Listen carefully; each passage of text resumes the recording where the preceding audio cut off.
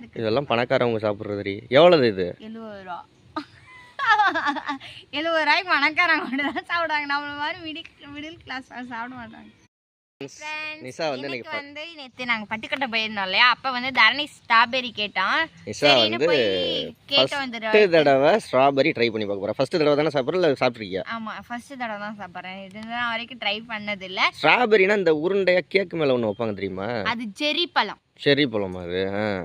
இது ஸ்ட்ராபெரிங்கிறது எப்படி இருக்கும்? சரி, நீங்களாம் சாப்பிட்ருக்கீங்களா ஸ்ட்ராபெரி அப்படின்னு கமெண்ட்டில் சொல்லுங்கள். நான் வந்து இப்போ ட்ரை பண்ணுறேன். என்ன காஞ்சி போய் கிடக்கு, எல்லாம் வறண்டு போய். நேற்று ஸ்ட்ராபெரி வந்து சாப்பிட்றத விட பார்க்குறதுக்கு அழகாக இருக்கும். அதுதான் ஸ்ட்ராபெரி பொறுத்தவரை. சாப்பிட்டு பாரு எப்படி இருக்குன்னு. ஃபஸ்ட்டு தடவை ட்ரை பண்ணுறேன். அப்படியே அப்பா, இதுவே உள்ளு முள்ளா இருக்கு. இதெல்லாம் பணக்காரவங்க சாப்பிட்றது. எவ்வளவு இது? 70 ரூபா. 70 ரூபாய்க்கு பணக்காரங்க மட்டும் தான் சாப்பிடுவாங்க. நம்மள மாதிரி மிடில் கிளாஸ் சாப்பிட மாட்டாங்க. சரி, சாப்பிட்டு பாரு. சுரண்டாது, அதெல்லாம் சுரண்டாது, அப்படியே சாப்பிட்றீ.